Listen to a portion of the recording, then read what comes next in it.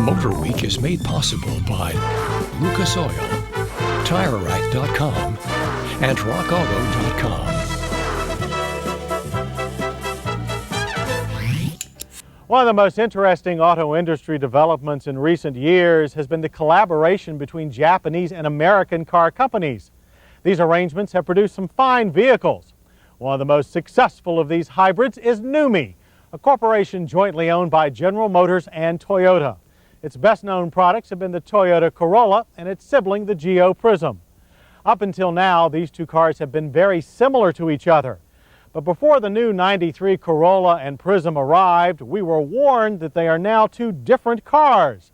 But how different can two such closely related cars really be?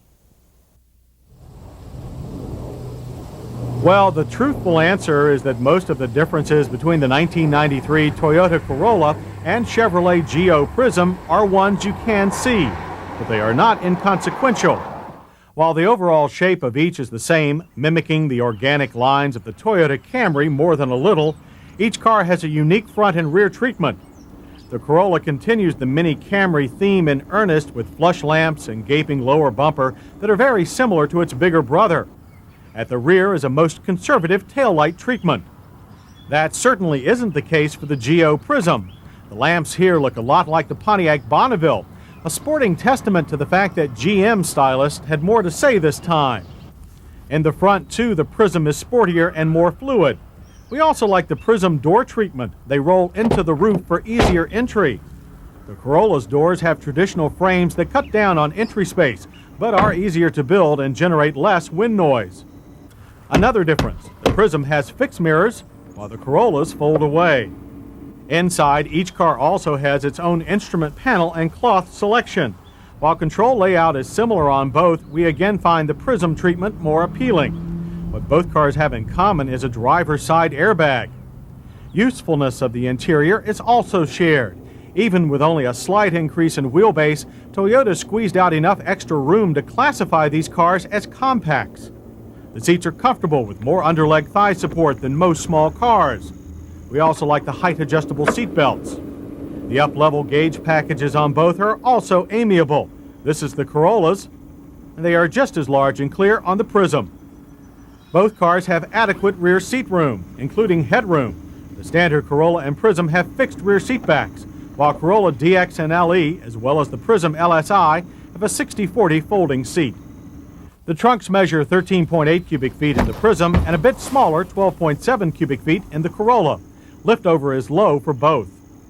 As you might expect, mechanically both cars are virtually identical. Toyota supplied engines including a carryover 1.6 liter for base cars and this new 1.8 liter. With twin cam, 16 valves, and a lot of effort to eliminate noise, it delivers 115 horsepower and 115 pound-feet of torque. But peak torque is at only 2,800 RPMs. That means good off-the-line acceleration for both automatic and manual models. This Corolla LE Automatic managed a 0 to 60 time of 10.4 seconds and finished the quarter mile in 17.7 seconds at 79 miles per hour. This manual Prizm LSI can manage 0 to 60 in 8.8 seconds and the quarter mile in 16.9 seconds at 81 miles per hour. Lots of grip up front and a very light rear gave the back wheels a tendency to float out, but we were really impressed by the only modest amount of body roll and the very rigid chassis. Braking is handled by disc in the front and drums in the rear, even when anti-lock is added. The Prizm LSI we drove at GM's Proving Ground was equipped with the now familiar GM Delco ABS6 system. Its operation was first-rate.